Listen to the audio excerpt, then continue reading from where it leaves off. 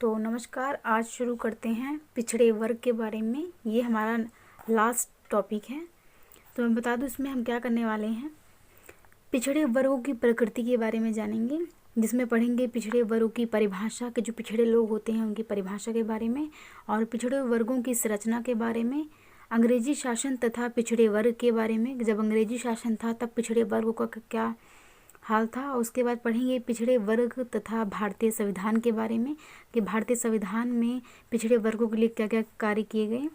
उसके बाद पढ़ेंगे पिछड़े वर्गों की सामाजिक पृष्ठभूमि के बारे में, अनुसूचित जनजातियों के बारे में, कहाँ से आते हैं, और अनुसूचित जातियों के बारे में, अन्य पिछड़े वर्गों के बारे में जानेंगे। उसके बाद पढ़ेंगे सामाजिक परिवर्तन के संदर्भ में पिछड़े वर्गों की प्रमुख विशेषताएं एवं समस्याएं के बारे में जानेंगे, जिसमें पढ़ेंगे सामाजिक परिवर्तन का संदर्भ, जिसमें परिवर्तन क्या हुआ, और उसके बाद अनुसूचित जनजातियों के बारे में, अनुसूचित जातियों के बारे में, और अन्य पिछड़े वर्गों के बारे में। तो ये हमारा टॉपिक को कंप्लीट हो जाएगा। उसके बाद शुरू करते हैं पिछड़े वर्ग की प्रकृति से। शुरू करते हैं पिछड़े वर्ग की प्रकृति। तो शुरू करते हैं। वर्ग शब्द सामाजिक स्थिरीकरण का एक महत्वपूर्ण रूप है। इसे व्यक्तियों के उस स्तर के रूप में परिभाषित किया जाता है जिसमें इन व्यक्तियों की समान सामाजिक एवं आर्थिक परिस्थिति मालूम होती है। जाति जैसे स्थिरीकरण के अन्य स्वरूपों की तुलना में वर्ग अपेक्षाकृत रूप से खुला होता है। यदि समाज में अन्य वर्गों की तुलना में विशेष वर्ग की सदस्यों आर्थिक और शैक्षणिक रूप से पिछड़े हों, जो आर्थिक तौर पर कहें और शिक्षा के स्तर पर जो पिछड़े हों, तो वह वर्ग पिछड़ा हुआ वर्ग माना जाता है। तो आप समझ गए होंगे पिछड़े वर्ग किसे कहा जाता है। तो वही वर्ग जो कहीं ना कहीं आर्थिक तौर पे और शिक्षा के स्तर पर कहीं ना कहीं पिछड़ा हो। आइए अब देखा जाए कि भारत में पिछड़े वर्ग को कैसे परिभाषित किया जाता है। किसमें? भारत में कैसे परिभाषित किया जाता है पिछड़े वर्गों को, तथा इसकी प्रकृति क्या है। इसके बाद अंग्रेजी काल में पिछड़े वर्गों के बारे में चर्चा की जाएगी, तथा अंततः ये देखा जाएगा कि संविधान ने इनके बारे में क्या किया है। तो हम जानते हैं पिछड़े वर्गों के बारे में जाना कि पिछड़े वर्ग कहाँ से आते हैं। तो पिछड़े वर्ग वही होते हैं जो कहीं ना कहीं आर्थिक तौर पे या शैक्षणिक स्तर पे कहा जाए, जो बहुत पिछड़े होते हैं, जिन्हें वो सुविधाएं नहीं मिलती जो अन्य को मिलती हैं। तो आगे चलते हैं, पिछड़े वर्गों की परिभाषा जानते हैं। भारत में पिछड़े वर्गों को तब ही समझा जा सकता है जब भारतीय समाज की मूल प्रकृति को समझा जाए, जिसमें अनेक बंद परिस्थिति वाले समूह हैं। परिस्थिति का अर्थ वही होता है स्टेटस वाले समूह हैं। पिछड़े वर्ग कोई एक इकाई के रूप में नहीं है, मतलब कह सकते हैं जो पिछड़ा वर्ग है कोई एक इकाई के रूप में नहीं है, अपितु भारतीय समाज के सामाजिक पदक्रम में ये वर्ग विभिन्न सामाजिक आर्थिक परिस्थिति रखने वाले अनेक सामाजिक समूह से बने हैं। तो जो कह सकते हैं जो पिछड़े वर्ग हैं, किन से पिछड़े वर्ग बने हैं, तो कहीं ना कहीं जो अलग अलग जो सामाजिक कह सकते हैं अलग अलग वर्गों से जो लोग आते हैं, उनसे ही कहीं ना कहीं पिछड़ा वर्ग बनता है, जो आर्थिक स्थिति से कहीं ना कहीं निम्न स्तर का होता है। ये वर्ग उन असमर्थताओं और वंचनाओं से ग्रस्त है, मतलब कह सकते हैं इनकी जो स्थिति है बहुत ही असमानतापूर्ण है, इनकी स्थिति अच्छी नहीं है और बहुत पिछड़े हुए हैं। तो उन असमर्थताओं और वंचनाओं से ग्रस्त हैं जो बहुत पुरानी हैं, तथा जिनकी मान्यताओं की उत्पत्ति जाति व्यवस्था में है, जो कहीं ना कहीं जाति व्यवस्था से ये आते हैं। निम्न जाति अथवा जनजाति में जन्म लेने के कारण इन्होंने निम्न परिस्थिति, निर्धनता और निरक्षरता जैसी सामाजिक समस्याएं विरासत में प्राप्त की हैं। तो किस वजह से? निम्न जाति होने के कारण, छोटी जाति होने के कारण अथवा जनजाति में कहीं ना कहीं जन्म लेने के कारण ही इनकी जो स्थिति है, निम्न स्टेटस कह सकते हैं, निम्न स्थिति, निर्धनता, गरीबी और निरक्षरता, जिनमें पढ़ाई लिखाई कह सकते हैं बहुत पिछड़ा मामला हो, तो निरक्षरता जैसी सामाजिक समस्याएं कहीं ना कहीं विरासत मिल जाती है। किसके कारण? जन्म लेने के कारण निम्न जाति में। पिछड़े वर्गों की संरचना के बारे में जानते हैं। व्यक्तियों की एक बहुत बड़ी और मिश्रित श्रेणी से श्रेणी से पिछड़े वर्ग बने हैं। किनसे? व्यक्तियों की एक बहुत बड़ी तथा मिश्रित श्रेणी से पिछड़े वर्ग बने हैं। ये देश की जनसंख्या के लगभग 1/3 भाग हैं। पिछड़े वर्ग में जो आते हैं वो अनुसूचित जनजातियाँ आते हैं। अनुसूचित जनजातियों को आदिवासी कहा जाता है। अनुसूचित जातियों को हरिजन कहा जाता है। जैसे उत्तर प्रदेश में, जैसे मैंने बताया था आपको, चमार, ये सारे जो लोग आते हैं ये अनुसूचित जाति में आते हैं। इनको हरिजन कहा जाता है। हरिजन, महात्मा गांधी जी ने इनको हरिजन का नाम दिया था कि हरि के लोग, मतलब हरिजन। तथा तीसरे में आते हैं अन्य पिछड़े वर्गों से बने, जो अन्य पिछड़े वर्गों से बने हैं। अनुसूचित जातियाँ SC होती हैं, इनको SC। अनुसूचित जातियाँ SC तथा अनुसूचित जनजातियाँ ST होती हैं, ST। अनुसूचित जनजातियाँ कौन होती हैं? ये आदिवासी होते हैं। आप इसको आदिवासी के रूप में, मतलब अगर आपको नहीं समझ में आ रहा, कन्फ्यूज़न हो, तो आप इनको जनजातियों को समझ लीजिए आदिवासी, ताकि आपको दिमाग में तुरंत समझ में आ जाए कि हाँ किन लोगों की बात की जा रही है। तो अनुसूचित जनजाति मतलब आदिवासी। ST भारतीय संविधान की सुपरिभाषित श्रेणियाँ हैं। अन्य पिछड़े वर्ग सूचीबद्ध और परिभाषित नहीं हैं। जो अन्य पिछड़े वर्ग हैं इनको कहीं ना कहीं सूचीबद्ध नहीं किया गया है, इनको परिभाषित नहीं किया गया है, जैसे कि अनुसूचित जनजातियों और अनुसूचित जातियों को किया गया है। अंततः व्यक्तियों की श्रेणी की समस्याएं व्यापक और जटिल हैं। तो जो व्यक्ति हैं इनकी जो समस्याएं हैं काफ़ी ज़्यादा बड़ी हैं और जटिल हैं। आगे बढ़ते हैं अंग्रेजी शासन तथा पिछड़े वर्ग के बारे में, कि अंग्रेजी शासन में पिछड़ा वर्ग किस प्रकार का था। तो अंग्रेजी शासन के दौरान, जब अंग्रेजी शासन था तो उसके दौरान पिछड़े वर्गों की समस्याओं पर अधिक स्पष्ट रूप से ध्यान दिया गया। जो पिछड़े वर्ग थे उनकी समस्याओं पर अधिक ध्यान दिया गया। पिछड़े वर्गों के प्रति अंग्रेजी सरकार की नीति अशतः मानववादी तथा असत राजनीति थी। ठीक है, सरकार ने पारंपरिक सामाजिक संरचना की, जो पारंपरिक सामाजिक संरचना थी, सरकार ने पारंपरिक सामाजिक संरचना की कुछ उन असमर्थताओं को समाप्त करना चाहा। असमर्थताएं मतलब होते हैं बुराइयां। असमर्थताओं को समाप्त करना चाहा जो सामाजिक न्याय और समानता के पश्चिमी सिद्धांतों के विरुद्ध थी। तो कह सकते हैं अंग्रेजों के जो खिलाफ थी उन्होंने उसको समाप्त करना चाहा। पश्चिमी सभ्यता या पश्चिमी सिद्धांत की बात की जाए तो उसके विरुद्ध थी। उन्होंने निम्न जातियों को शराब, चमड़े आदि के व्यवसाय में प्रोत्साहित करके आर्थिक लाभ भी दिए। तो शराब, चमड़े जैसे आदि व्यवसायों में उन्होंने प्रोत्साहित किया अंग्रेजों ने निम्न जातियों को, और कहीं ना कहीं आर्थिक लाभ भी मिला। परंतु अंग्रेजी नीति के दूसरे पक्ष के कारण भी थे। जो अंग्रेजी नीति थी उसके दूसरे पक्ष के कारण भी थी। भारतीय राष्ट्रीय आंदोलन गति पकड़ रहा था। जो भारतीय आंदोलन था वो गति पकड़ रहा था, मतलब तेज हो रहा था। इसका नेतृत्व उच्च जातियों के नए बुद्धिजीवी वर्ग के हाथ में था। तो जो नए वर्ग थे, जो बहुत बुद्धिजीवी थे और उच्च जाति के थे, इन लोगों के हाथ में था लीडरशिप, जैसे कहते थे नेतृत्व। अंग्रेजी सरकार इन लोगों को अच्छी निगाह से नहीं देखती थी। तो जो अंग्रेजी सरकार थी वो उनको अच्छी निगाह से नहीं देखती थी, किनको? उच्च जातियों के बुद्धिजीवी वर्गों को। उच्च जाति व निम्न जाति के मध्य खाई अंग्रेजों के हित में थी। इन्होंने उच्च और जो निम्न जातियों के बीच खाई पैदा कर दी। वो भी किस प्रकार? इस खाई को पक्का करने के लिए उन्होंने निम्न जातियों को आर्थिक व राजनीतिक लाभ दिए। अब इन्होंने क्या दिए? निम्न जातियों को आर्थिक और राजनीतिक लाभ दिए। इनको आर्थिक तौर पे जो भी संसाधन हो सके इनको प्रोवाइड करवाया उन्होंने। इस प्रकार अंग्रेजी शासन के दौरान उच्च जातियों व निम्न जातियों के मध्य खाई को बनाए रखा गया। तो कहीं ना कहीं अंग्रेजी शासन के दौरान ही अंग्रेजों ने उच्च और निम्न जातियों के बीच खाई पैदा कर दी ताकि वो लाभ कमा सकें। आगे बढ़ते हैं पिछड़ा वर्ग तथा भारतीय संविधान।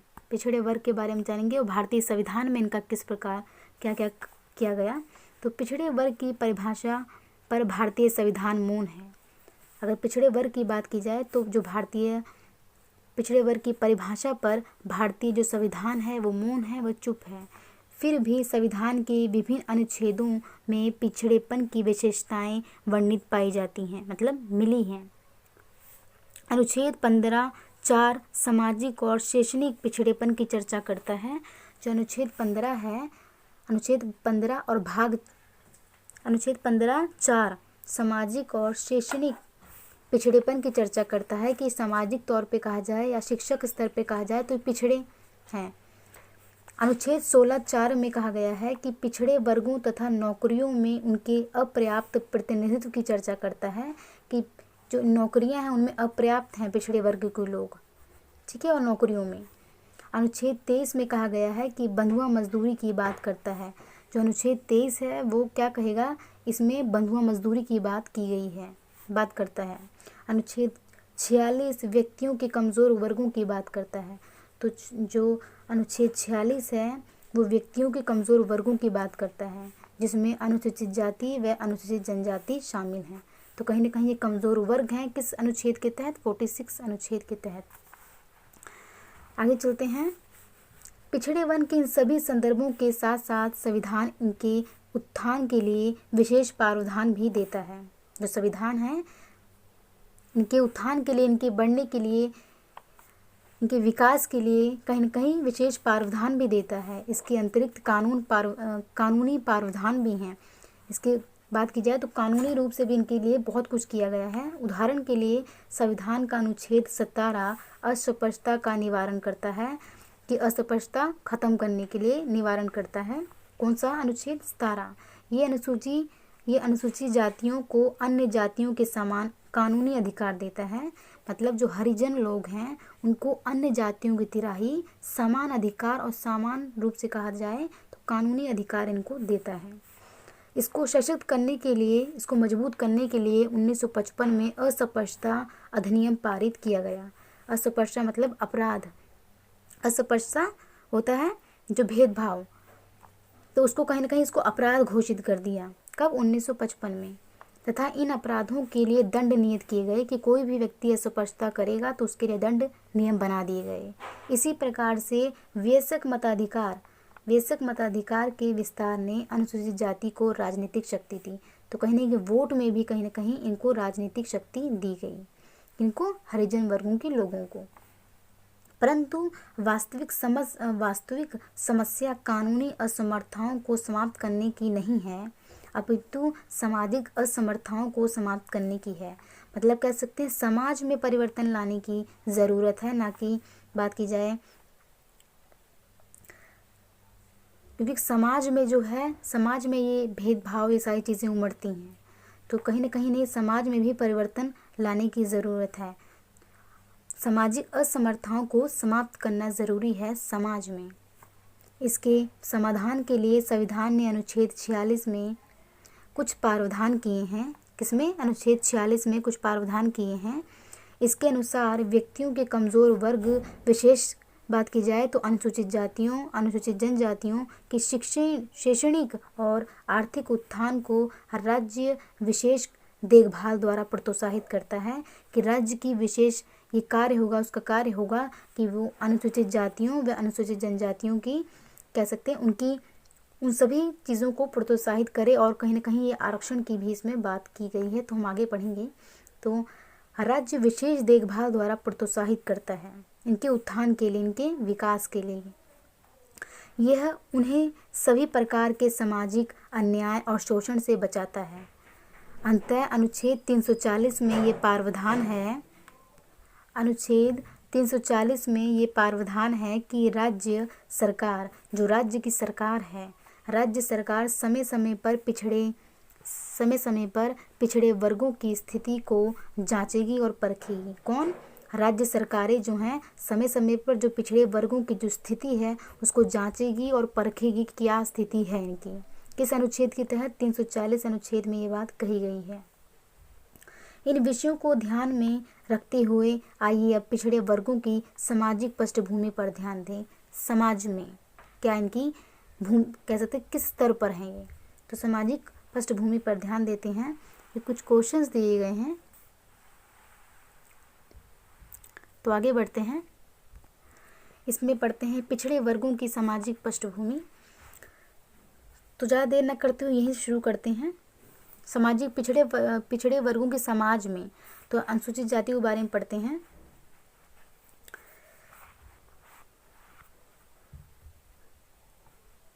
अनुसूचित जनजातियाँ, अनुसूचित जनजातियों की विशेषताओं की व्याख्या करने से पहले आइए जनजाति के अर्थ को स्पष्ट किया जाए। किसी भी जनजाति की परिभाषा के अनुसार वह व्यक्तियों का वह समूह है, ग्रुप है जिसे कुछ समान विशेषताओं के साथ एक समरूप इकाई के रूप में पहचाना जाता है। एक समान इकाई के रूप में पहचाना जाता है एक समान विशेषता के कारण। उनकी एक विशेषताएं एक समान हो तब उस आधार पे कह सकते हैं कि उसको पहचाना जाता है। तो वही बात की गई, कुछ समान विशेषताओं के साथ एक समरूप इकाई के रूप में पहचाना जा सकता है। समान भौगोलिक क्षेत्र के आधार पर, समान भाषा के आधार पर कि भाषा हमारी और आपकी एक जैसी हो, उस आधार पर, एक पूर्वज के वंशक्रम के आधार पर कि आपके पूर्वज और मेरे पूर्वज एक हैं, तो इस आधार पर भी इनकी आम विशेषताएं हैं।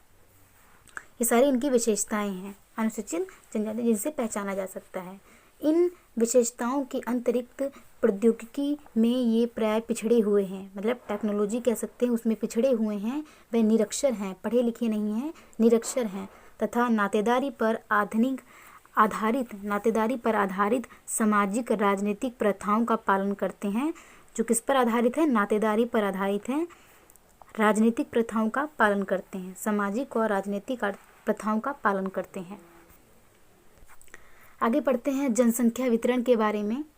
अनुसूचित जनजातियों के बारे में पढ़ा, जनसंख्या वितरण में हम पढ़ते हैं। फर्स्ट पॉइंट है इसका, 1981 की जनगणना के अनुसार अनुसूचित जनजातियों अर्थात आदिवासी अनुसूचित जनजातियों भारत की जनसंख्या का लगभग 7% थी। कितनी प्रतिशत? 7% थी। 1991 की जनगणना के अनुसार वह कुल जनसंख्या का 8.08% थी। ये माना जाता है कि ये भारतीय समाज की मूल निवासी हैं। ये माना जाता है कि जो भारतीय समाज के ये मूल निवासी हैं। अंततः इन्हें गिरिजन या जनजाति या आदिवासी भी कहा जाता है। तो इन्हें किन नामों से जाना जाता है? गिरिजन, जनजाति, आदिवासी। ये कुछ विशिष्ट भौगोलिक क्षेत्रों में केंद्रित हैं, मतलब कुछ ही जगह पर ये आपको मिलेंगे, समूह कह सकते हैं। तो कुछ ही भौगोलिक क्षेत्रों में ये इकट्ठी हैं या मिलेंगे, जैसे उत्तरी पूर्व पर्वतीय घाटी तथा पूर्व सीमाएं, गंगा के मैदानी इलाके तथा मध्य भारत के पहाड़ी एवं पठारी इलाकों में। दक्षिण पश्चिम भाग में पर्वत और घाट वाले हिस्से में काफ़ी जनजातियां पाई जाती हैं। तो कहीं ना कहीं आपको कहाँ पर मिलेंगे? जैसे पहाड़ी इलाके हुए, उस जगह पे आपको ज़्यादा मिलेंगे, जहाँ हरियाली, जहाँ कह सकते हैं प्राकृतिक से ज़्यादा लगाव हो, वहाँ पर आपको ज़्यादा मिलेंगी ये जनजातियाँ, ये आदिवासी वहाँ ज़्यादा मिलेंगे। भारत के विभिन्न राज्यों में अनुसूचित जनजाति सूची परिवर्तन आदेश 1956 के अनुसार 414 जनजातियां सूचीबद्ध हैं। मतलब सूची में एक तरह से देखा जाए कितनी हैं, तो 414 जनजातियां हैं जिन्हें सूचीबद्ध किया गया है। ये भारत के लगभग प्रत्येक राज्य में बसी हुई हैं। फिर भी मध्य प्रदेश, उड़ीसा, बिहार, पश्चिम बंगाल, राजस्थान तथा गुजरात में इनका वृहद संकेंद्रीकरण है। आपको यहाँ पे ज़्यादा मात्रा में मिलेंगे। मध्य प्रदेश में लगभग 70 लाख जनजाति लोग रहते हैं। कहाँ पे? मध्य प्रदेश में 70 लाख जनजाति लोग रहते हैं, जो कि 68 विभिन्न समूह में विभक्त हैं, मतलब बटे हुए हैं, अलग हैं। 68 विभिन्न समूहों में विभक्त हैं, बटे हुए हैं। बिहार उड़ीसा में लगभग 40 लाख जनजाति लोग हैं। कहाँ पे?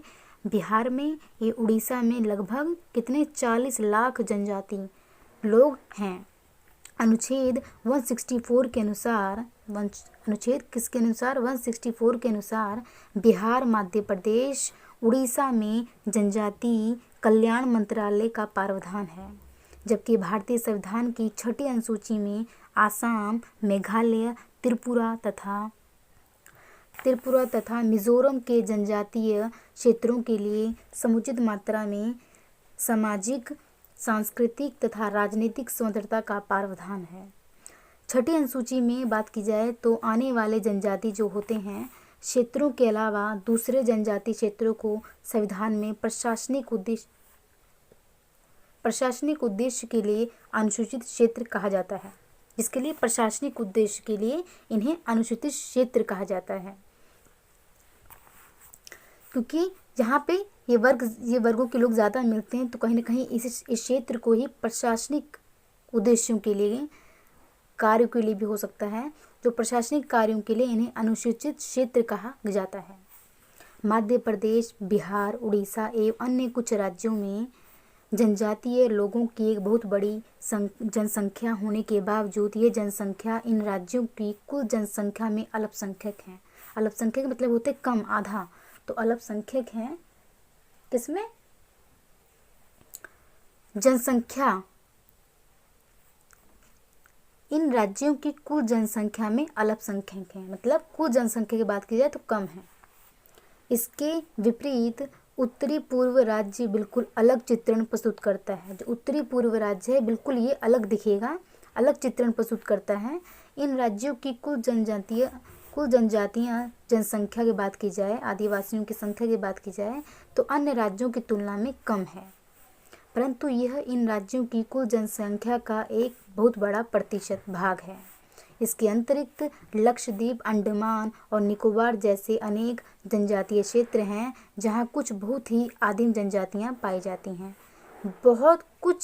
बहुत ही आदिम जनजातियां मतलब आदिवासी जनजातियां पाई जाती हैं, जो कि बहुत तेज़ी से लुप्त होती जा रही हैं।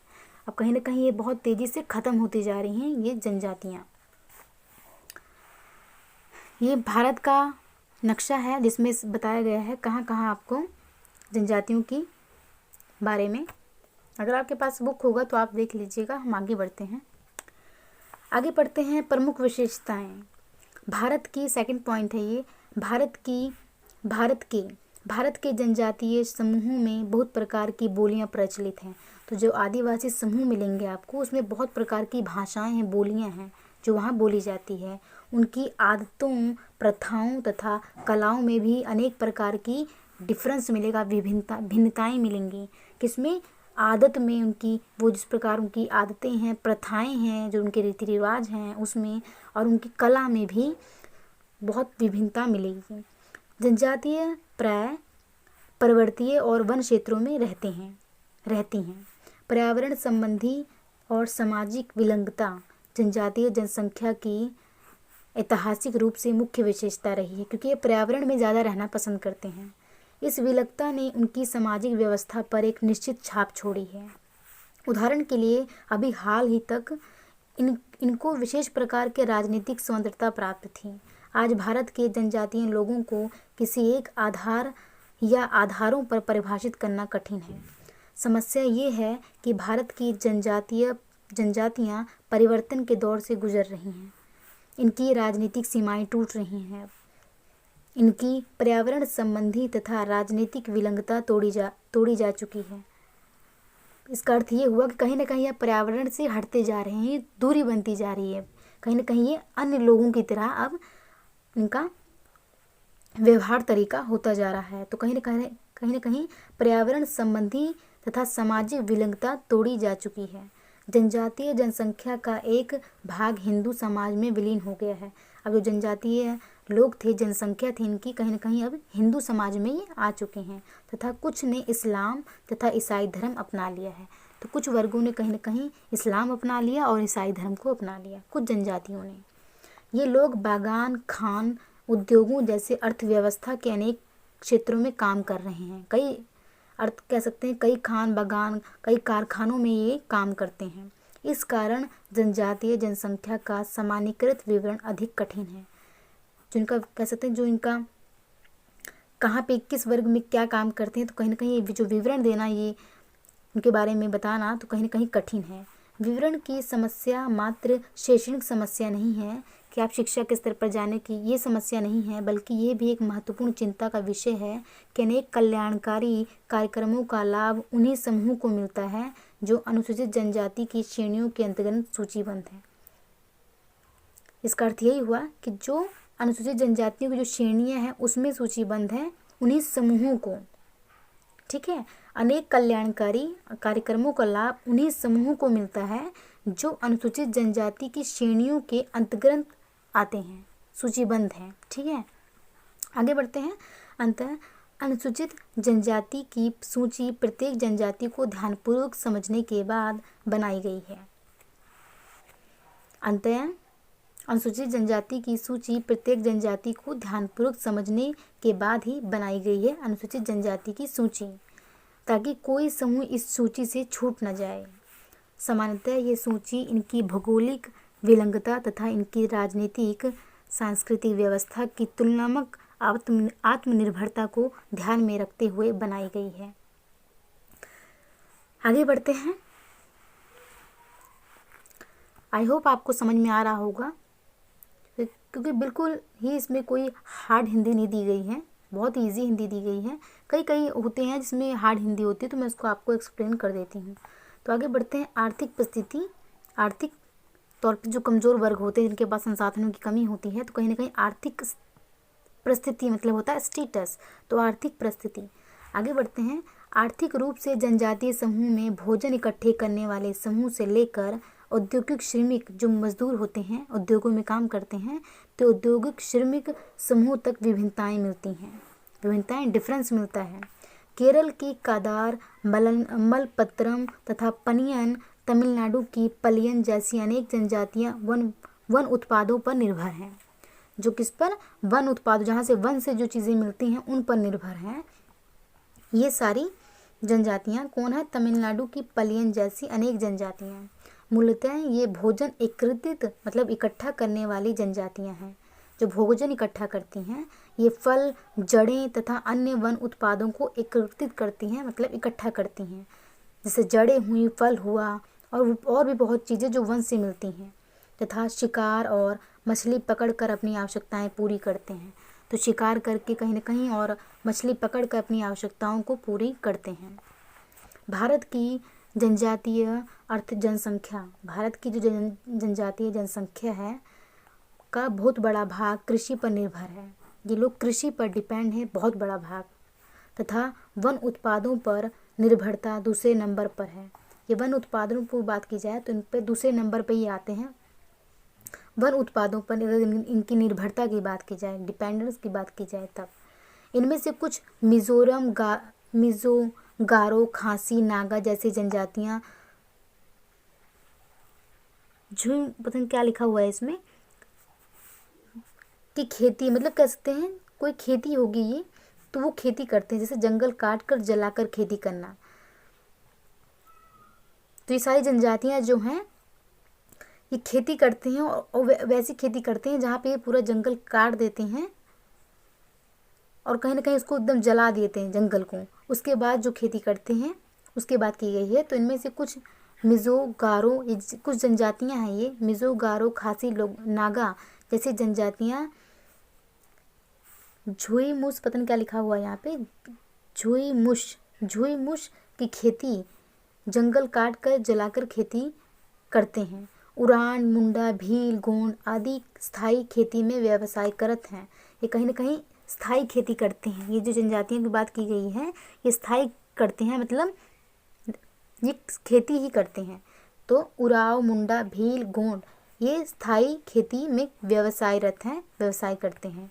अनेक जनजाति समूह बहुत बड़ी संख्या में आसाम तथा बंगाल की ओर प्रवासित हो गए हैं, मतलब चले गए हैं, तथा वहाँ के बागान मजदूरों की तरह काम करते हैं। इसी प्रकार बिहार, मध्य प्रदेश और बंगाल राज्यों के उन क्षेत्रों में बंगाल राज्यों के उन क्षेत्रों में जो कि कोयला, लोहा तथा अन्य खनिजों से समृद्ध हैं, पूरी तरह से कमी नहीं है, वहाँ पे समृद्ध हैं कि जनजातियाँ लोग औद्योगिक श्रमिक शक्ति के रूप में उभरे हैं। तो कहीं ना कहीं ये अब उद्योगों में कहीं ना कहीं श्रमिक रूप से वहाँ पे काम करने लग गए हैं। आगे बढ़ते हैं। अनुसूचित जाति के बारे में जानते हैं, जिन्हें क्या कहा जाता है? हरिजन कहा जाता है। आगे बढ़ते हैं। इस खंड की इकाई 22 में हमने पहले ही अनुसूचित जाति शब्द की चर्चा की है। ये शब्द साइमन कमीशन ने 1927 में प्रयुक्त किया है। तो अनुसूचित जो जाति है इसको साइमन कमीशनर ने 1927 में इसको प्रयुक्त किया है। औपनिवेशिक काल में दलित वर्ग, बाहरी वर्ग तथा अस्पृश्य जैसी अभिव्यक्तियां अनुसूचित जाति के लिए प्रयुक्त की गई। गांधी जी ने इन्हें हरिजन, ईश्वर के जन कहा, परंतु 1935 के भारतीय सरकार के अधिनियम में पारित होने के बाद इन्हें अनुसूचित जाति कहा जाता है। कब? 1935 के जब भारतीय सरकार के अधिनियम में इन्हें क्या कहा गया? इन्हें अनुसूचित जाति करके संबोधन किया गया, इनको कहा गया। आगे बढ़ते हैं, जनसंख्या वितरण के बारे में जानते हैं कि जो अनुसूचित जातियां हैं इनके बारे में जानते हैं। जनसंख्या के आधार पर 1981 की जनगणना के अनुसार, जब 1981 में जनगणना की गई उसके अनुसार अनुसूचित जातियां भारत की कुल जनसंख्या का लगभग 15.3% थी तथा 1991 में इनकी संख्या 15.93% हो गई। जनजातियों के विपरीत, अगर इनसे अलग बात की जाए, इनके विपरीत इनका कोई विलंगत या इतिहास नहीं है। इनका कोई विलंगत या इतिहास नहीं है, क्योंकि ये पहाड़ों पर ज़्यादा रहते थे, कहीं ना कहीं पहाड़ी इलाके प्रकृति से ज़्यादा जुड़े हुए थे, तो इनकी एक पहचान बन गई थी कि आदिवासी हैं। लेकिन इनका जो अनुसूचित जातियां थी, जो हरिजन लोग थे, इनका कोई विलंगित इतिहास नहीं है।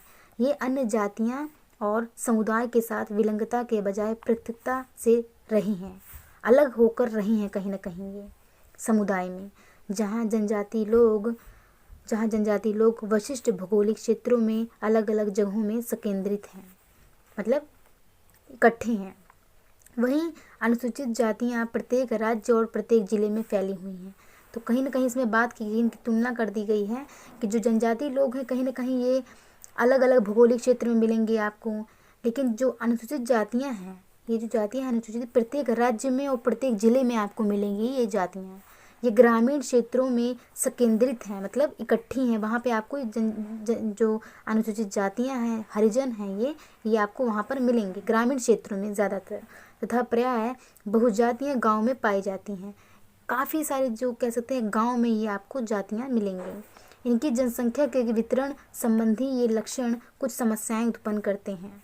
इनके लिए विकास कार्य समरूप नहीं हो सकते, क्योंकि अनुसूचित जातियां श्रेणी के प्रत्येक समूह के व्यक्तियों की आवश्यकताएं भिन्न हैं। इन श्रेणियों की जो कह सकते हैं इनके जो समूह हैं, इनकी आवश्यकताएं कहीं ना कहीं भिन्न हैं। अनुसूचित जनजाति के लिए विकास के विशेष कार्यक्रम लागू करना अनुसूचित जातियों की तुलना में अधिक आसान है। तो अगर बात की जाए जो जनजाति लोग हैं, इनके लिए विकास कार्यक्रम लागू करना आसान है, जबकि अनुसूचित जो जनजातियाँ हैं इनकी तुलना में इनकी आसान नहीं। जो अनुसूचित जातियाँ हैं इनका आसान नहीं। अगर बात की जाए आसान किनका है, तो जनजातियों वर्गों की बात की जाए, इनके विकास की बात की जाए तो ये आसान है। अनुसूचित जातियों के बजाय जनजातीय समूहों में अलगाववादी राजनीतिक आंदोलनों के लिए अधिक संभावनाएं हैं इनके लिए, क्योंकि इनकी आवश्यकताएं और प्रत्येक समूह की सामाजिक आर्थिक परिस्थिति भिन्न है।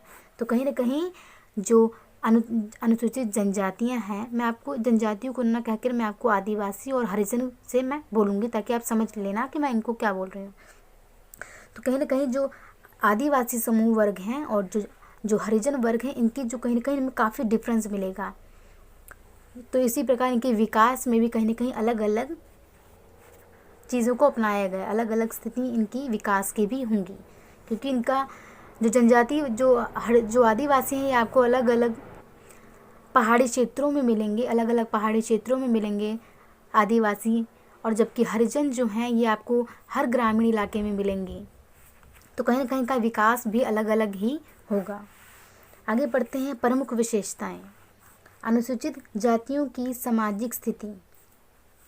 जो अनुसूचित जातियां हैं जिन्हें हरिजन कहा जाता है, इनकी सामाजिक स्थिति छुआछूत की हिंदू अवधारणा के महत्वपूर्ण तरीके से संचालित होती रही है। हिंदू की जो अवधारणाएं थी पहले, पुरानी बात की जाए तो, क्योंकि ऐसा होता था जो ब्राह्मण होते थे वो इतने बड़ा वेद ग्रंथ लेकर चलते तो ज़रूर थे अपने साथ, लेकिन उस ग्रंथ का उन्हें एक अक्षर भी, एक चीज़ भी समझ में नहीं आती थी, सिर्फ वो दिखावा करते थे। तो जो पहले बात की जाए, लेकिन अगर आपकी बात की जाए तो बहुत ज़्यादा डिफरेंस है। तो कहीं ना कहीं जो पहले की बात की जाए तो वो जो हिंदू की अवधारणाओं के अकॉर्डिंग ही इनकी अनुसूचित जातियों की कहीं ना कहीं जो उनका संचालन है कह सकते हैं, इनकी स्थिति थी। जाति व्यवस्था के उद्भव में छुआछूत विचार को प्राय एक कारक माना जाता है।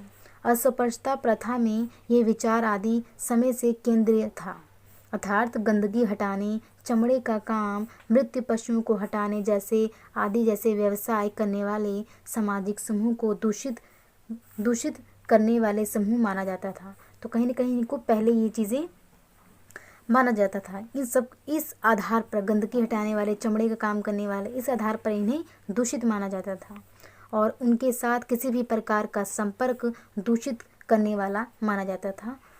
तो कह सकते हैं इनके साथ संपर्क जो है भाषा चाहे खान पान से ले लीजिए, तो कहीं न कहीं इसको दूषित माना जाता था। अंततः उन्हें गांव के बाहर अलग बस्ती में रहना पड़ता था। ये गांव के बाहर रहते थे, अलग बस्ती बनाकर। सामाजिक जीवन के अनेक क्षेत्र में उनकी पहुंच के बाहर थे। तो कहीं न कहीं सामाजिक जीवन की बात की जाए तो अनेक क्षेत्रों में उनकी पहुंच के बाहर थे। इनको अनेक निषेधों, जो आदिवासी थे, इनको अनेक निषेधों तथा असमर्थताओं को सहना पड़ता था। कई चीज़ें इन पर रोक लगाई गई थी, जैसे मंदिरों में जाना बंद, प्रवेश निषेध है, और कह सकते कुओं से पानी भरना निषेध है। ये सारी चीज़ें कहीं न कहीं ये निषेध थी। तो असमर्थताएं, भेदभाव करना, कहीं न कहीं इन्हें सहना पड़ता था। इन्हें सामाजिक और कानूनी रूप से अपने पारंपरिक व्यवसाय के अतिरिक्त किसी अन्य व्यवसाय को प्रारंभ करने से रोका जाता था। कि मतलब जो उनका पुराना व्यवसाय है उसी को करें, कोई और कार्य नहीं कर सकते ये। तो कहीं न कहीं इस पर जोर दिया जाता था पुराने समय में। इन्हें मंदिरों में प्रवेश का अधिकार नहीं था, जैसे मैंने अभी बताया, इनमें मंदिरों में प्रवेश का अधिकार नहीं था। इनका उच्च जाति वाले हिंदुओं के सार्वजनिक कुओं तथा तालाबों का प्रयोग करने की स्वतंत्रता नहीं थी। तो जो कह सकते हैं जो तालाब थे इनमें यूज़ नहीं कर सकते थे उसका। इन्हें उच्च जाति वाले हिंदुओं की पोशाक पहनने की अनुमति नहीं थी। कपड़ों की बात की जाए तो उनके जैसे कपड़े नहीं पहन सकते थे ये। भारत के अनेक भागों में अनुसूचित जातियों की महिलाओं को अपने शरीर का ऊपरी भाग ढकने की तथा आभूषण पहनने की अनुमति नहीं थी। तो कितनी बड़ी बात है कि अनुसूचित महिलाएं जो थी इनको अपने शरीर का जो ऊपरी भाग होता था उसे ढकने का और क्या कहते हैं आभूषण पहनने की अनुमति नहीं थी। भारत के विभिन्न भागों में अस्पृश्यता प्रथा किसी न किसी रूप में विद्यमान थी। कहीं न कहीं रूप में यह अस्पृश्यता जो प्रथा थी, ये जो कहते हैं खाना नहीं खा सकते, पानी नहीं पी सकते, वो हमारे साथ उठ नहीं सकते, बैठ नहीं सकते, तो कहीं न कहीं हर भाग में, कहीं न कहीं विभिन्न भागों में ये विद्यमान थी। केरल में उदाहरण के रूप में कहा जाए तो उच्च जातियां प्रदूषित नहीं हों, इसलिए इनके और उच्च जातियों के मध्य परंपरागत दूरी बनाए रखी जाती थी। इसी प्रकार की प्रथाएं उत्तरी भारत में भी प्रचलित हैं। यद्यपि अस्पृश्यता प्रथा का एक अपराध बना दिया गया तो भी छुआछूत का दाग किसी भी तरह से पूर्णतः समाप्त नहीं हुआ। इसे एक सरकार के तौर पर अगर बात की जाए, इसे अपराध बना दिया गया कि ये एक अपराध है, फिर भी कहीं न कहीं ये ख़त्म नहीं हुआ। परिवर्तन के अनेक संकेतों के बावजूद अनुसूचित जातियों की आर्थिक, सामाजिक और धार्मिक परिस्थिति दलित ही है। तो कहीं न कहीं इतने सारे परिवर्तन के बावजूद भी अभी भी कहीं न कहीं ये स्थिति बनी हुई है। आगे बढ़ते हैं। आप अभी देख लीजिए, जाति व्यवस्था भी ख़त्म नहीं हुई। लोग अपना नाम का जो टैग होता है, जो सरनेम होता है, कहीं न कहीं उसको ही बड़े दिखावे में ही आप देख लीजिए, काफ़ी मात्रा में आपको दिखेगा एक प्रसिद्ध। चलिए छोड़िए, आगे हमने मेन चीज़ हमने पढ़ी।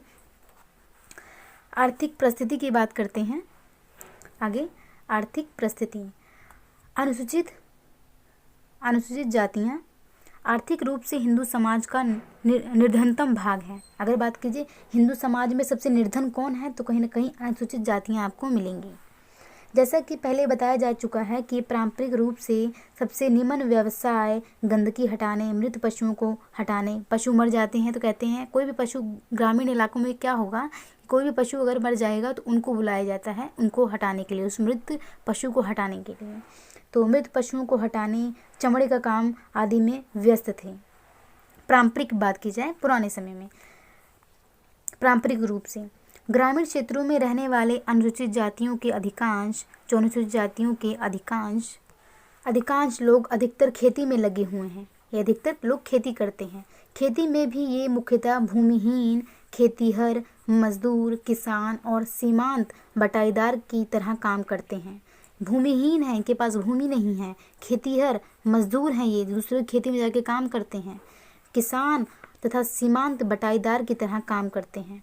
परिणाम स्वरूप देश के विभिन्न भागों में ये विभिन्न स्तर के बंधुआपन से बंधे हुए हैं। तो कहीं ना कहीं ये बंधे हुए हैं। आगे बढ़ते हैं अन्य पिछड़े वर्गों के बारे में।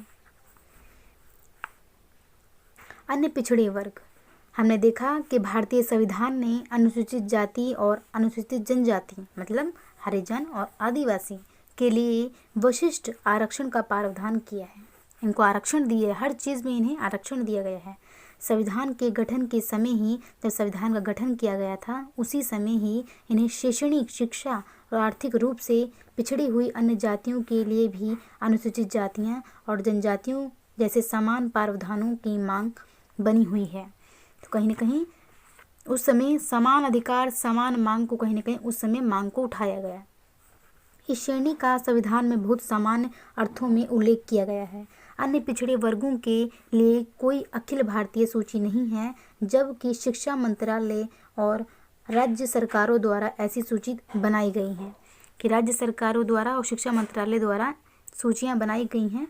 जानते हैं सूचियों में क्या है, परंतु इन सूचियों में काफ़ी त्रुटियां रही हैं, काफ़ी कमियां रही हैं। 1953 में 1953 में काका कालेंकर की अध्यक्षता में एक पिछड़ा वर्ग आयोग गठित किया गया। जो पिछड़ा वर्ग था उसको एक गठित किया गया। इस आयोग का मुख्य काम था कि पिछड़े वर्गों की अस्मिता के लिए सामाजिक शैक्षणिक आधार तय किया जा सके। आयोग ने केंद्रीय एवं राज्य सरकारों द्वारा निम्न सूचियों में बहुत अस्पष्टता पाई। जो निम्न सूचियां थी इनमें बहुत अस्पष्टता मतलब कमियां कहीं ना कहीं पाई। इसने अन्य पिछड़े वर्गों की भी विस्तृत सूची तैयार की। जो अन्य पिछड़े वर्ग थी उसकी भी सूची इन्होंने तैयार की, पूरी लिस्ट बना ली। यह सूची सामाजिक पदक्रम में जातियों की परिस्थिति, साक्षरता प्रतिशत, नौकरियों और उद्योगों में इनकी प्रतिनिधित्व के आधार पर तय की गई। इनकी जो प्रतिनिधि कितने आ रहे हैं नौकरियों में, किस स्तर पर हैं, उसको आधार पर इन्होंने सूचियाँ तैयार की। आयोग के दृष्टिकोण में, आयोग के नज़रिए में अधिकांश पिछड़े वर्ग अनिभग, निरक्षर और निर्धन हैं, पढ़े लिखे नहीं हैं, गरीब हैं। तो कहीं ना कहीं ये मिला पिछड़े वर्गों में। जब इन्होंने सूची तैयार की तो उनमें काफ़ी अनिभग, निरक्षर, निर्धन लोग इन्हें मिले। आयोग की सिफारिशों को सरकार ने कोई प्रभुता नहीं दी। जब आयोग ने सिफारिश की तो सरकार ने कोई प्रभुता नहीं दी, जिसके कारण ये सिफारिशें लागू नहीं की गई।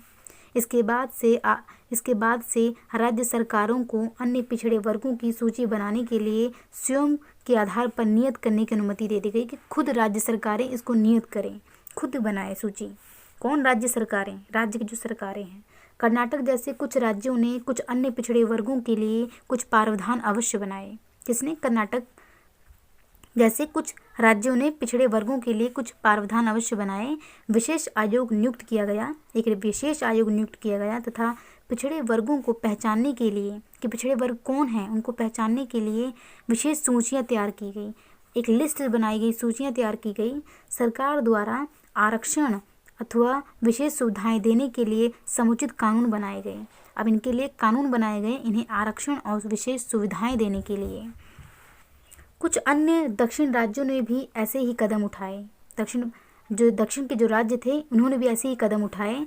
यद्यपि उन राज्यों में जहां इस प्रकार के प्रावधान नहीं बनाए गए थे अथवा आधे अधूरे प्रावधान बनाए गए थे, वहां पिछड़ी जातियों के लिए आरक्षण की मांग आंदोलन के रूप में अभिव्यक्त की जाने लगी। अब आंदोलन होने लगे कि हमें ये सारी चीज़ें मांग हमारी भी पूरी हो। जहाँ पर ये बहुत कम मात्रा में या आधा अधूरा चल रहा था, तो वहाँ पे आंदोलन के रूप में अभिव्यक्त की जाने लगी। जब यह मांग राष्ट्रीय समस्या का रूप लेने लगी, जब कहीं न कहीं राष्ट्रीय समस्या बन गई है, तो केंद्र सरकार ने इस कार्य के लिए मंडल आयोग की नियुक्ति की। जो केंद्र सरकार थी उसने मंडल आयोग की नियुक्ति की। जैसे ही मंडल आयोग की रिपोर्ट प्रकाशित हुई, जैसे ही मंडल आयोग ने रिपोर्ट प्रकाशित की, वैसे ही आरक्षण का प्रश्न उत्तेजित वाद विवाद का मुद्दा बन गया।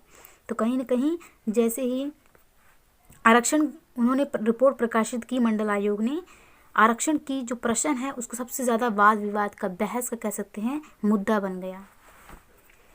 आयोग ने अपनी रिपोर्ट में क्या कहा, उन्होंने 1980 में प्रस्तुत, आयोग ने अपनी रिपोर्ट 1980 में प्रस्तुत की, परंतु सरकार ने 1990 में ही इसे लागू किया। अब आयोग जो था उसने 1980 में से प्रस्तुत कर दिया था आयोग ने, लेकिन सरकार ने इसे 1990 में इसे लागू किया। मंडल आयोग के मुख्य उद्देश्य थे, जो मंडल आयोग था उसका मुख्य उद्देश्य क्या था, सामाजिक तथा शैक्षणिक पिछड़े वर्ग को परिभाषित करना, जो सामाजिक तौर पे और शिक्षा के स्थान पर पिछड़े हैं। भारत की सामाजिक तथा शैक्षणिक रूप से पिछड़े नागरिकों के उत्थान के लिए उपाय सुझाना, कि इनके जो पिछड़े वर्ग हैं इनको आगे बढ़ाने के लिए क्या क्या उपाय करने चाहिए, शिक्षा के स्तर पे या सामाजिक में इनके आगे बढ़ाने के लिए इन्हें क्या क्या करना चाहिए। पिछड़े वर्गों के लिए आरक्षण की आवश्यकता पर विचार किया गया कि जो पिछड़े वर्ग हैं, बहुत ज़्यादा पिछड़े हैं, इन्हें आरक्षण दिया जाना चाहिए, तभी इनका वर्ग है ये ऊपर उठ सकता है, इनका विकास हो सकता है। वीपी सिंह के नेतृत्व में केंद्रीय सरकार ने मंडल आयोग के प्रमुख सुझाव पर, जो मंडल आयोग था उसके प्रमुख सुझाव पर केंद्र सरकार ने, अर्थात केंद्र सरकारी सेवाओं तथा सार्वजनिक उद्योगों में सामाजिक और शैक्षणिक दृष्टि से पिछड़े वर्गों के लिए 27% आरक्षण की सिफारिश को लागू किया गया। किसमें 27% इन्हें आरक्षण की सिफारिश की गई कि इनको 27% आरक्षण की मिलना चाहिए। इसका परिणाम क्या निकला, तो इसका परिणाम था माध्य तथा उच्च जातियों द्वारा व्यापक मंडल विरोधी आंदोलन हुआ। जो उच्च जातियां थी, कहीं न कहीं उच्च जातियों द्वारा व्यापक मंडल विरोधी आंदोलन हुआ। इसी प्रकार आयोग गुजरात बख्शी एवं रानी आयोग, ये आयोग का नाम था। तो आयोग गुजरात तथा मध्य प्रदेश महाजन आयोग, मध्य प्रदेश में कौन सा आयोग निकला, महाजन आयोग। तो इसी प्रकार आयोग गुजरात तथा मध्य प्रदेश की राज्य सरकारों ने गठित किया। इन लोगों ने भी आयोग बना लिए।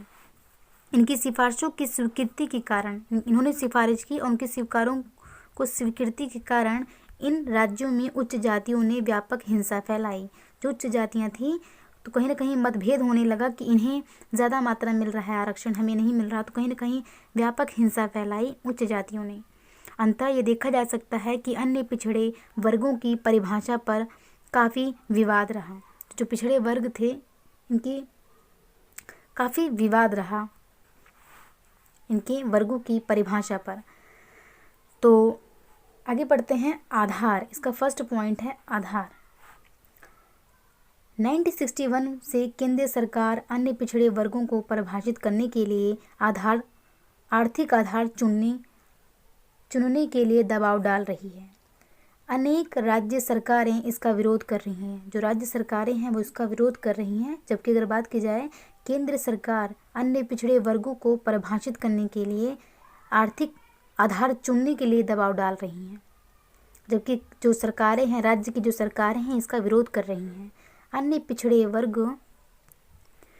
वर्गों की पहले की सूची में शामिल जातियां वास्तव में राज्यों की राजनीति में काफ़ी शक्तिशाली हैं। जो पहले सूची में जो आ चुकी थी, तो कहीं ना कहीं राजनीतिक स्तर पर बात की जाए तो कहीं ना कहीं ये शक्तिशाली हैं। इस कारण उन्होंने राज्य सरकारों पर पुराने आधारों को बनाए गए रखने के लिए दबाव डाले। कर्नाटक में लिंगायत तथा केरल में इड़वा इसके कुछ उदाहरण हैं जो आपको मिलेंगे उदाहरण। केंद्र सरकार ने पुरानी सूची को त्यागने पर जोर दिया, क्योंकि पुरानी सूची काफ़ी उसमें अब डिफरेंस आ चुका था, क्योंकि बहुत से लोग अब कहीं ना कहीं काफ़ी शक्तिशाली हो गए थे। तो केंद्र सरकार ने पुरानी सूची को त्यागने पर जोर दिया कि इसको त्याग दीजिए, दूसरा अपनाने पर उन्होंने जोर दिया। फिर भी राज्य सरकारों पर आर्थिक और अन्य दबाव डाला गया कि वह अन्य आर्थिक दबाव कहीं ना कहीं डाला गया कि वह आर्थिक आधार को मान्यता दें। अब तक अनुसूचित जाति, अनुसूचित जनजाति के अतिरिक्त अन्य पिछड़े वर्गों को छात्रवृत्ति प्रदान करने के लिए पिछड़ेपन के इसी आधार को अधिकांश राज्यों ने अपना लिया है। तो कहीं ना कहीं जो बच्चों को वजीफा मिलता है, कहीं ना कहीं छात्रवृत्ति, तो कहीं ना कहीं प्रदान करने के लिए पिछड़ेपन के इसी आधार को अधिकांश राज्यों ने अपना लिया। आगे पढ़ते हैं। सेकंड पॉइंट है इसका आर्थिक परिस्थिति। आर्थिक परिस्थिति इतनी बार आप पढ़ ले रही हैं कि अगर आपको एक बार में समझ नहीं आया तो दूसरी बार आप वीडियो देखिए। पूरा एक बात है कि आपको पूरी चीज़ समझ में आ जाएगा, इतनी मैं आपको गारंटी दे सकती हूँ, क्योंकि एक एक लाइन्स लेकर चलना बहुत बड़ी बात है। यहाँ टीचर्स जो होते हैं वो पूरी आधा पैरा पढ़ाएंगे, उसके बाद एक लाइन में उसको एक्सप्लेन कर देंगे, और जिसमें से काफ़ी चीज़ें ऐसी होती हैं जो छूट जाती है, जो मेन लाइन्स होती हैं वो छूट जाती हैं। तो कहीं ना कहीं मैं आपको एक एक लाइन्स लेकर चल रही हूँ, तो आप ध्यान रखिएगा कि अगर आपको नहीं समझ में आता, ऐसा तो नहीं होगा, पर अगर तब भी नहीं समझ में आ रहा तो दोबारा वीडियो ज़रूर देखिएगा। मेन लाइन्स आप नोट कर लीजिएगा ताकि कोई भी आपको दिक्कत ना हो। मेन लाइन्स नोट करके अगर आप एग्ज़ाम में लिख देंगे तो आपको समझ लीजिए आपका एग्ज़ाम में मार्क्स तो आपको पक्के ही मिल जाएंगे। अन्य पिछड़े वर्गों का मुख्य घटक। अन्य पिछड़े वर्गों का मुख्य घटक अनेक प्रकार की कृषिक जातियों का है। जो अन्य पिछड़े वर्गों का है वो कृषिक जातियों का है। इन जातियों की परिस्थिति, इनका जो स्टेटस है अनुसूचित जातियों की परिस्थिति से बिल्कुल भिन्न है। इनके स्टेटस से बिल्कुल अलग है अन्य पिछड़े वर्गों का अनुसूचित जातियों से। प्राय ये वर्ग जाति पदक्रम में निम्न स्थिति के होते हैं। जाति की बात की जाए तो निम्न होते हैं, परंतु अस्पष्टता से ऊपर होते हैं। अस्पष्टता मतलब जो भेदभाव करते हैं, कहीं ना कहीं जो भेदभाव जैसे काय से चमड़े कार, तो उससे कहीं ना कहीं ये ऊपर होते हैं। अन्य पिछड़े वर्ग की बात की जाए, इनमें साक्षरता की कोई परंपरा नहीं है। ये लोग आधुनिक शिक्षा पाने के लक्ष्य में काफ़ी पिछड़े हुए हैं। जो आधुनिक शिक्षा है उसको कहीं ना कहीं उससे काफ़ी पिछड़े हुए हैं। आधुनिक शिक्षा पाने के लक्ष्य में काफ़ी पिछड़े हुए हैं। आधुनिक शिक्षा इनको नहीं मिल पा रही। सरकारी नौकरियों तथा श्वेत पोष व्यवसाय, इनका प्रतिनिधित्व बहुत कम है। तो कह सकते हैं सरकारी नौकरियों में कहीं ना कहीं बहुत कम मिलेंगे आपको। इन सब के बावजूद गांव की आर्थिक राजनीतिक व्यवस्था में जातियां कभी कभी प्रभुता पूर्ण स्थिति में पाई जाती हैं। प्रभुतापूर्ण मतलब अच्छी खासी स्थिति में पाई जाती हैं। जहां ये संख्या में अधिक हैं वहां गांव अथवा गांवों के समूह और यहां तक कि जिलों के स्तर पर इनका नियंत्रण निर्णायक हो सकता है। ऐसा प्रतीत होता है कि इस प्रकार की प्रभुत्वशील जातियों ने कानूनी दृष्टि से पिछड़े बने रहने का एक नियत स्वार्थ विकसित कर लिया है। कि मतलब ये शक्तिशाली भी कह सकते हैं कुछ वर्ग कुछ, लेकिन कहीं ना कहीं जो पिछड़ेपन का जो ये कह सकते हैं स्वार्थ इन्होंने कहीं ना कहीं विकसित कर लिया है कि हम पिछड़े वर्ग के हैं, ताकि वे एक ऐसी श्रेणी बनी रहें जिससे सरकार द्वारा शिक्षा और नौकरियों में दिए गए लाभ उन्हें मिलते रहें। तो कहीं ना कहीं इनका स्वार्थ क्या है कि जो सरकारें जो स्कीम ला रही हैं अनुसूचित जातियों जनजातियों के लिए, तो कहीं ना कहीं इन लोगों के लिए भी वो चीज़ बनी रहे, इसलिए कहीं ना कहीं ये बने रहते हैं पिछड़े वर्गों के रूप में। और कहीं ना कहीं सच्चाई के तौर पे कहा जाए तो कहीं ना कहीं ये लोग पिछड़े हैं। लेकिन कहीं ना कहीं बात की जाए सभी अलग अलग इलाकों में अलग अलग चीज़ें हमें देखने को मिलती हैं, लेकिन ज़्यादातर मात्रा में बात की जाए तो ये कहीं ना कहीं सिर्फ लाभ उठाने के लिए ही पिछड़े वर्ग का दिखावा करते हैं। तो आगे बढ़ते हैं। ये हमारा चैप्टर अभी है, वैसे ये टॉपिक अभी है, तो आज के लिए इतना ही रखते हैं।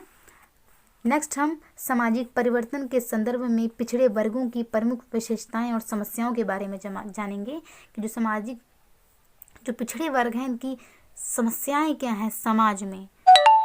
तो आज के लिए इतना ही रखते हैं। Thank you so much.